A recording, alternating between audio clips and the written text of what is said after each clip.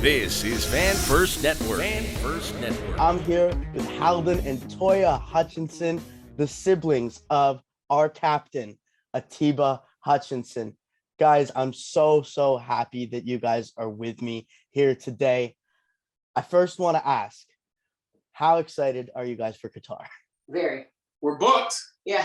If that means anything, we're booked. Did you think that was going to be possible 6 years ago, let's say, before all of this started? No chance. No. I can't say no. I think I always felt like, all right, this is the cycle. We're going during this cycle. And then when the cycle started coming to a close and we weren't close, then I started feeling like, I don't think it's possible anymore, man. But I mean, talking to my brother and hanging out with my brother, whenever he comes home, it's always like, yo, we're going. We're gonna make it. He's always had that belief that this is the one. So I guess hanging out with him, you kind of have to feel that and believe that too. Has he been like that all the way back since the beginning of his time with Canada, like from when he made his first national team start in 2003? Yeah. He's like that when we play FIFA, man. He's like that when we play international keep-ups in the backyard. It's non-stop. Table tennis, whatever it is that we're doing, he's like that. It's contagious. It's very, very contagious. And I imagine that's what's happening in the team too, right? That's the kind of thing you want from your captain. That's, I assume, one of the biggest reasons he gets that armband. Like, that's captain mentality all the way. Yeah. All right, Toyaa, I'm going to go to you for this one first. Okay. What was Atiba like growing up? Were you guys close? Were we close? I'll say this, we are closer now because I'm the youngest, right? Okay. And I'm a girl. So, what was he like? He was definitely heavy into the sports, always, like, as well as Haldon. Both of my brothers are into the sports. We didn't really have like too much of like a relationship until like he went away. And again, because I am 6 years younger than him, so there's a little bit of a difference, but very competitive and very into the sports. That's what I'll say. Relationship growing up, we were tight. We were your typical boy siblings. It was a lot of love-hate in the sense of, no, that it's my turn to use the remote. What was a lot of Super Nintendo, obviously Nintendo, and then once the PlayStation came out, we got really heavy into FIFA and really heavy, like money tournaments where we would invite friends over. Are you guys good? Are either of you guys good? Yeah, I like to say I'm pretty nasty. Things changed once we both started having children, of course. Yes. Now watch our children play. But we were tight, man. We had our sibling fights or a lot of sibling rivalries, but no one could, mess with us either as siblings. We were very, very, very competitive with each other. We would compete for anything. There was one time we went away to a friend's cottage just to host something called the Boys Olympics. So our whole circle of friends, there was about 6 of us. And we literally competed in an Olympic Games. We played horse, we played bocce, we played volleyball, we had international keep-ups, we played video games, Connect 4, and for every gold medal you get, you're awarded a certain amount of points, and the winner gets crowned as the Boys Olympic champion. Everybody says they won, but I like to say that I was the Boys Olympic champion. That is unbelievable. Atiba was a pro at this point. He was in it well into his professional career. Oh, he was fully already head on, gonna be a professional soccer player. Like, that was his life already. Yeah. Wild. So how old were you guys at that point? I think I was about 28. This is incredible. Oh, I would do this now. I thought this was like when you guys were younger as kids. This is That's incredibly cool. I was saying, I believe he was with PSV when we did this, man. Yeah, it's serious, man. Casually going to PSV, playing midweek, at home weekend, buddies playing in their own Olympics. Yeah. It's pretty incredible. Was it always soccer for Atiba? Or like, I know you're a ball guy. Was Atiba also into ball? Like, you're a ball player, right? Yeah, I played a lot of basketball growing up. We both played in high school. I played after high school, but he played, I think he stopped in maybe, I don't think he played senior ball, but on the Bantam and junior team, he's a player, man. He was like he is now. He was the equivalent of a central midfielder on a basketball court. He was a point guard, and he didn't really like scoring. Like he doesn't really like scoring now. He just did the ball, man. Honestly, it does sound like a really good comparison, a point guard and a central midfielder. That's not, they both control everything, distribute. It sounds I would pay to see Atiba playing in a 5-on-5 basketball game. It would be some good stuff. That's why Steve Nash wore the number 10 when he played for the Lakers, man. Really? He was. I remember him in an interview explaining why he was number 10, because he was a central attacking midfielder on a basketball court. I want to move on a little bit into the beginning of his national career. 2004, Toyaa, how old were you in 2004? Like, do you remember when he scored that first international goal? I don't remember it at all. I was either 13 or 14. I wasn't really into his soccer career like I am now. Yeah. We've watched like videos on YouTube. Like we recently watched when he played his first game in Canada versus US. And I don't remember seeing it at all, but like now that I've rewatched it, I was like, this is pretty cool, because this was like 18, 19 years ago, and look how young he is, and look what he was doing. I don't want to disappoint you and say the same thing, but it's okay. I feel you. No, I don't have vivid memories of his first game. Like, I wasn't aware that his first game was against the US. At least for the senior team, it was. Yeah, sorry, for the senior team. Yeah. I mean, I have memories before his first senior game. I have vivid memories of watching him play against Spain when they played Andreas Iniesta, man. That was when Ian Hume and Teves were on the same team with the youth national team. And they went really far that year, maybe the semifinals. Wow. Wow. And I just remember Atiba coming back and talking about how incredible Iniesta was, how incredible he was. But the Canada boys played really well against them. That's a really, really cool. So Atiba, how old would they have been at this point? Like 17, 18? They're around the same age. 18. That's really, really cool. So even then it was like clear for Atiba that like this Iniesta was a special man. Oh yeah. Absolutely. That's cool. Yeah. Okay, so we all know what like in Canada, for whatever reason, I guess it's the sport in its infancy and just not a lot of marketing and attention given to the national team, which is without a doubt about to change. Like the next 6-7 years is going to flip it all on its head. There's no debate. It's just impossible for it not to. Atiba somehow still flies under the radar here, I assume. Like when you guys go out, what's it like? Do people recognize him in Canada? And is it different now? I can say that when he first started, up until recently, till like up until this World Cup qualifying campaign, he wasn't really known in Canada. Like you could go anywhere, Eaton Center, just downtown, anything, and he wouldn't get noticed.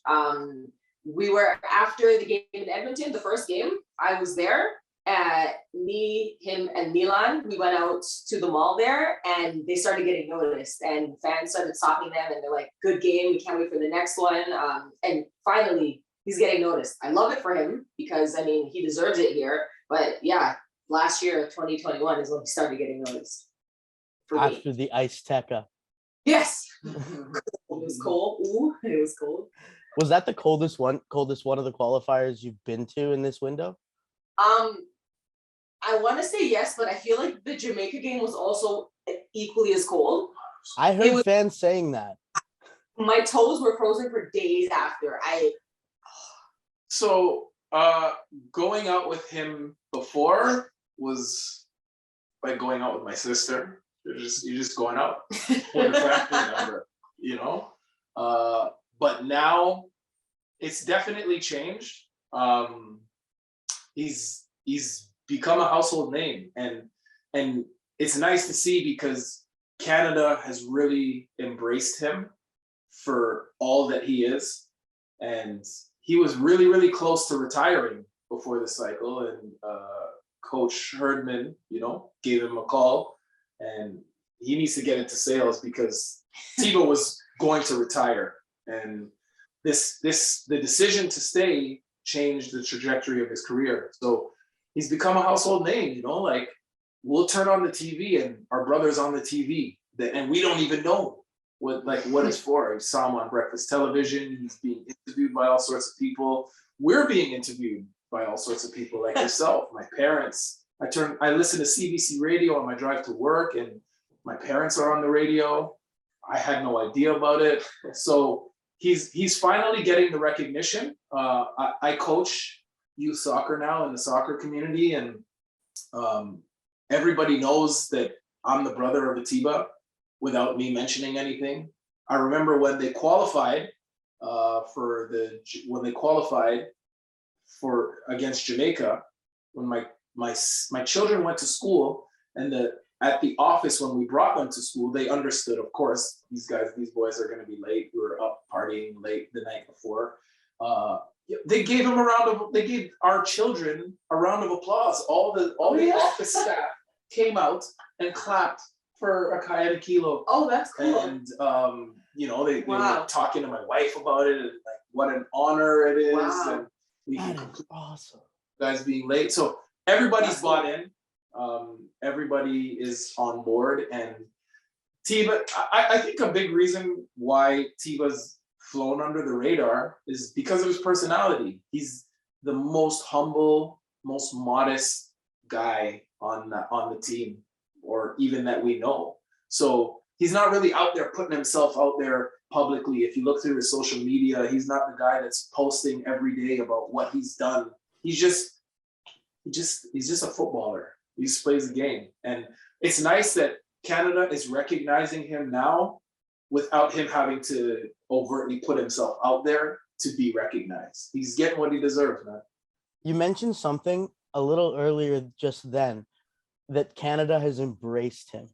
And I 100% agree. And I wanted to sort of get your guys' take. Why do you think that is? Other than the footballing side, like you mentioned a little bit about how he's humble and he's modest, but what is it about Atiba that makes him so identifiable with other Canadians? His smile is one of them. I didn't even notice this until I've been seeing him so much on the screen, but Infectious.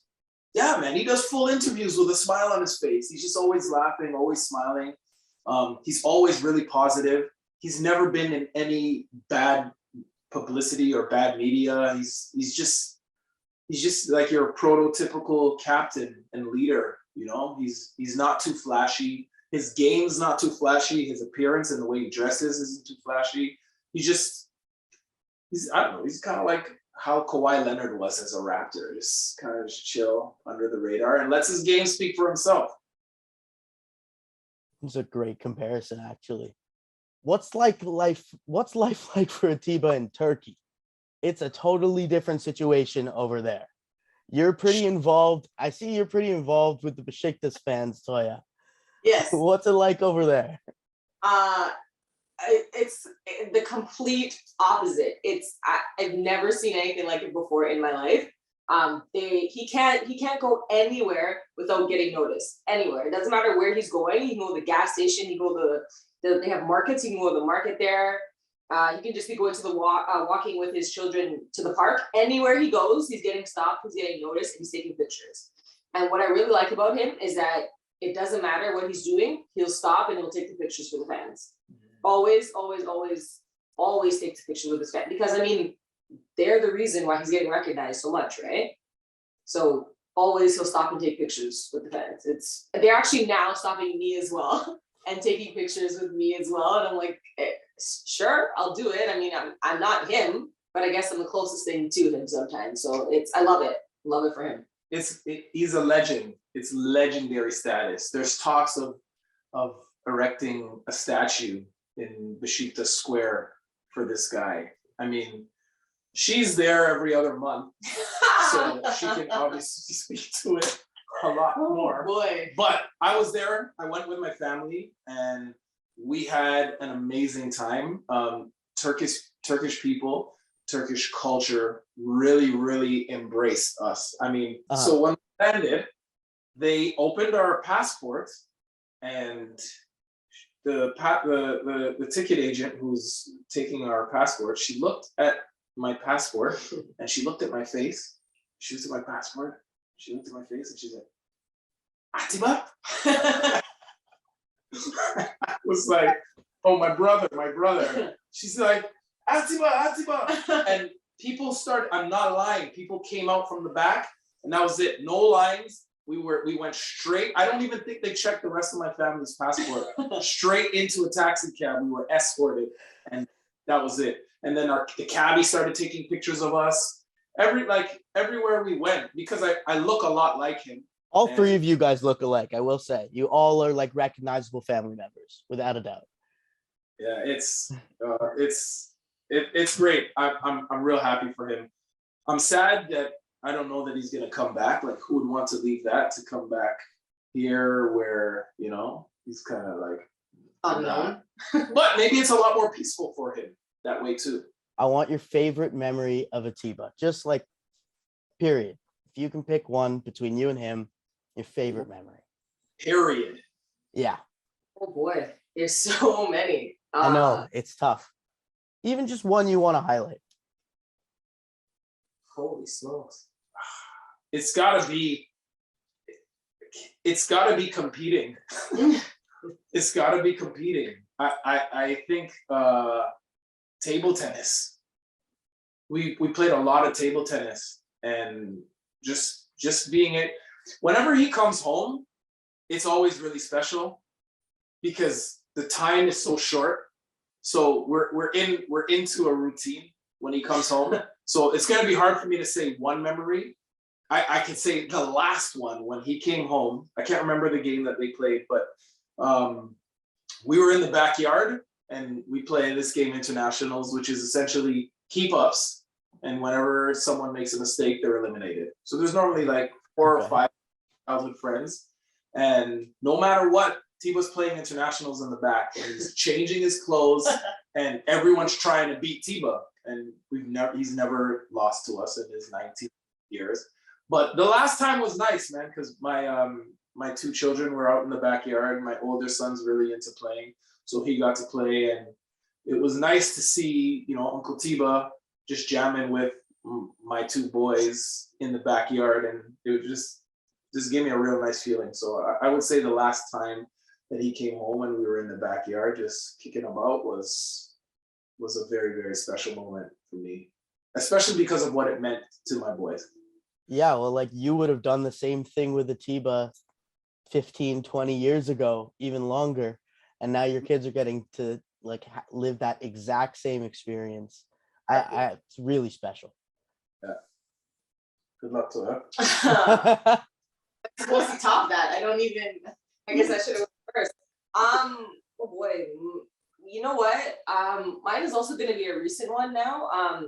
And it's not gonna be like any family. It's when he played in September against El Salvador, I want to say, and he scored the goal. That for me is my favorite memory. Because I was in Turkey at the time that it was happening. So he left. So I was with his family, his wife, and his kids. And the same day that I landed is when the game was going on. So I was panicking, and I was like, I don't know if I'm gonna make it. I don't care what I have to do. I gotta make it to the game. So I go and I make it into the game, and like 6 minutes into the game, the guy scores. Like, I'm like, he doesn't. And if you know Tiba, obviously he doesn't score goals often. So the fact that I got to the day that I landed, I got to be there and I see it. I loved it. I'm very happy about that. It was such a good, it was such a wholesome moment when he scored. You felt Yeah. I was sitting with a ton of Canada fans. Yeah. And like I've been with a bunch of Canada fans for almost every goal, and I honestly don't think we celebrated a goal more than we celebrated that one. Like when you see like the camera pans and it's Atiba scored. Yes. Honestly, everyone lost it. Like it was great. It was. Oh, actually, and after he scored, he found us in the crowd and he blew us a kiss. So that there, I was like, okay, there we go. Yeah, it was a big deal for us. Yeah. Incredible. Okay, last thing before I let you guys go. What does Canada and Atiba, more specifically qualification to Qatar, mean to you and mean to your family? The heavy ones at the end. Oh boy. First of all, everything, because this is like a culmination of everything he's been working towards since he was a child is finally being achieved.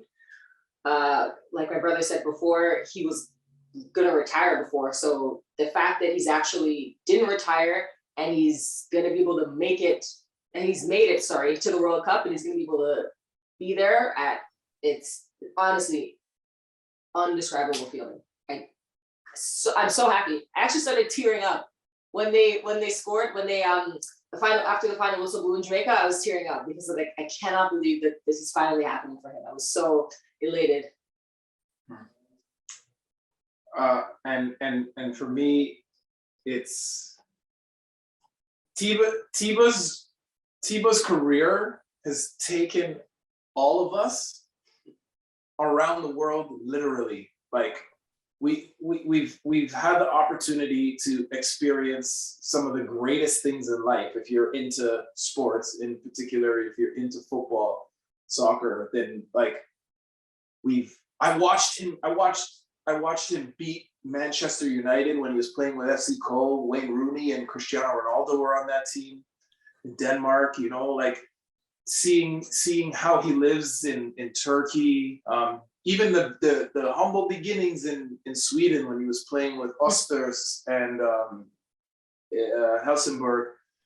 It was great. And then, of course, we've always been to everything that we can when it comes to Canada. We've gone and traveled to the Gold Cup a couple times, been to all qualifiers or friendlies that are played here. So now, like, we're going to the World Cup, and we're actually going. When we say we're going to the World Cup, we're not talking like Canada. Yeah. We are going to Qatar.